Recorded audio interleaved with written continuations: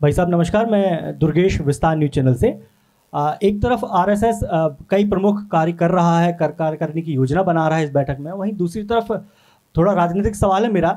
लेकिन कल ही मल्लिकार्जुन खड़गे राष्ट्रीय अध्यक्ष हैं, उन्होंने कहा है कि आरएसएस पर प्रतिबंध लगना चाहिए, क्योंकि एक तरफ जबलपुर में इतनी बड़ी बैठक चल रही है, आगे की रूपरेखा बन रही है, दूसरी तरफ एक राष्ट्रीय अध्यक्ष इतनी बड़ी बात कह रहे हैं। इस पर आपका क्या है? उन्होंने कई बार प्रयत्न किया था ना, वो मुझे लगता है पहले के अनुभव से थोड़ा सीखना चाहिए, समाज किस दिशा में जा रहे हैं। और पहले उन्होंने अभी बैन करना चाहिए ऐसे कहने वाले एक प्रमुख नेता, पहले उन्होंने 3 बार प्रयत्न भी किए थे। उसको समाज ने क्या कहा, न्यायालय ने क्या कहा, क्या मिला उससे, और ये सब होने के बाद भी संघ का कार्य आगे बढ़ता गया। और बैन करना चाहिए ना, उसका कोई कारण हो चाहिए, मुझे इच्छा हो गई इसलिए बैन करना चाहिए, ऐसे थोड़ी होता है। भारत के सुरक्षा के लिए, एकता के लिए, संस्कृति के लिए, विकास के लिए काम करने वाले एक संगठन, उसको बैन करने वाला चाहिए ऐसे कोई एक राजनेता कहते हैं, तो उसका कारण बताना चाहिए। ऐसा है तो वो संबंधित उसमें कारण बताकर प्रयत्न करके देखें। पहले भी किया है उन्होंने, क्या निकला? समाज ने तो संघ को स्वीकार किया है और सरकार के व्यवस्था ने भी उस सभी बैन को गलत सिद्ध करके फैसला दिया है। तो मुझे लगता है ऐसे कहने वाले नेता पहले के अनुभव से पाठ सीखना चाहिए। उन्होंने कई बार प्रयत्न किया था ना,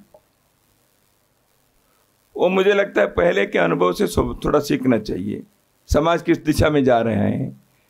और पहले उन्होंने अभी बैन करना चाहिए ऐसे कहने वाले एक प्रमुख नेता, पहले उन्होंने 3 बार प्रयत्न भी किए थे। उसको समाज ने क्या कहा, न्यायालय ने क्या कहा, क्या मिला उससे, और ये सब होने के बाद भी संघ का कार्य आगे बढ़ता गया। और बैन करना चाहिए ना, उसका कोई कारण हो चाहिए, मुझे इच्छा हो गई इसलिए बैन करना चाहिए, ऐसे थोड़ी होता है। भारत के सुरक्षा के लिए, एकता के लिए, संस्कृति के लिए, विकास के लिए काम करने वाले एक संगठन, उसको बैन करने वाला चाहिए ऐसे कोई एक राजनेता कहते हैं, तो उसका कारण बताना चाहिए। ऐसा है तो वो संबंधित उसमें कारण बताकर प्रयत्न करके देखें। पहले भी किया है उन्होंने, क्या निकला? समाज ने तो संघ को स्वीकार किया है और सरकार के व्यवस्था ने भी उस सभी बैन को गलत सिद्ध करके फैसला दिया है। तो मुझे लगता है ऐसे कहने वाले नेता पहले के अनुभव से पाठ सीखना चाहिए। जी नमस्कार, मैं अरविंद दुबे हूँ, स्वराज एक्सप्रेस न्यूज चैनल का यहाँ ब्यूरो चीफ हूँ। माननीय, इस वक्त देश में जातियों के बीच में प्रतिस्पर्धा और धर्मों के बीच में एक दूसरे को बड़ा बताने का कंपटीशन चल रहा है। संघ परिवार वो जिम्मेदारी निभाता है सामाजिक समरसता की, यहाँ पर आपकी महत्वपूर्ण भूमिका है। हमारा सवाल ये है कि ऐसे माहौल के बीच में संघ कैसे काम कर रहा है, सामान्य स्थिति कब होगी? आप संघ ये कर रहा है, इसका रिकॉग्नाइज किया, इसके धन्यवाद। संघ सामाजिक सद्भाव बैठक के बारे में इस वर्ष हम सोच रहे हैं। सामाजिक सद्भाव बैठक में सामान्यतः 3 प्रकार के हम समाज के समुदायों को एक मंच पर लाने का प्रयत्न करते हैं। एक है, हिंदू समाज के अंदर बहुत सारे जाति बिरादरियां हैं, जैसे आपने बताया जाति में, इसलिए वो सद्भाव उत्पन्न करना, एक दूसरे के सहयोग करना। दूसरे एक समूह है, वो हिंदू समाज में पंथ संप्रदाय के, अपने समाज में वो धर्म है, जैन है, सिख है, ऐसे। तीसरे एक है धर्म समन्वय का है। तीसरा है वो है कई नए आधुनिक आध्यात्मिक संस्थाएं देश भर में हैं। गायत्री परिवार है, आर्ट ऑफ लिविंग है, चिन्मय मिशन है, रामकृष्ण मिशन है, पतंजलि पीठ है। तो आधुनिक काल में ये आध्यात्मिक संस्था के नाते इनके भी एक बहुत बड़ा कार्य देश में। तो ये सब आपस में सब सहयोग और सहभाग सद्भाव से चले तो समाज के लिए एक बहुत बड़ी शक्ति होगी।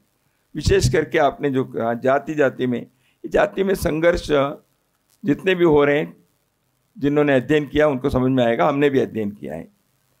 एक है जाति के अहंकार होता है या जाति के कारण कॉम्प्लेक्सिटी बनती है, उसको दूर करना चाहिए। वो घर से समाज में धार्मिक क्षेत्र के लोगों को करने का काम है सामाजिक संगठन का। संघ इसमें लिया है सामाजिक सद्भाव।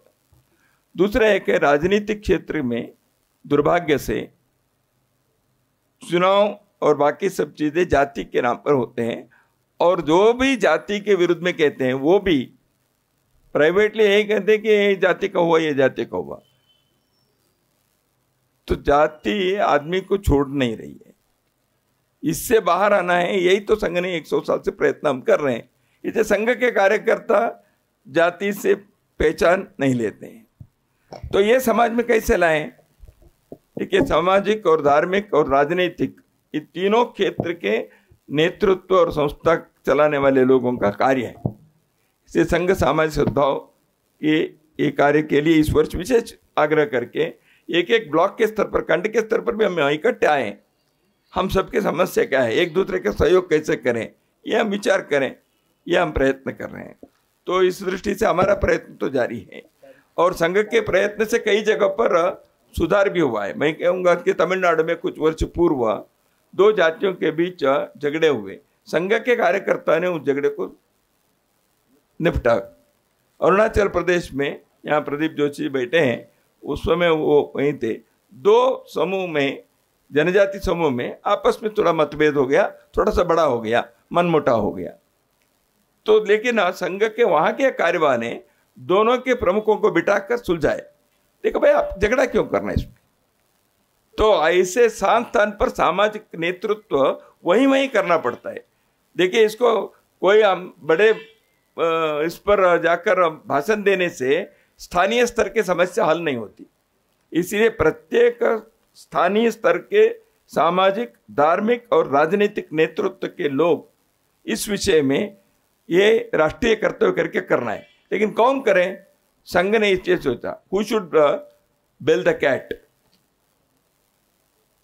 तो बिल्ली को घंटी किसको बांधना है? तो हम बांधने के लिए। भाई साहब नमस्कार, मैं संजीव चौधरी हूँ, NDTV से।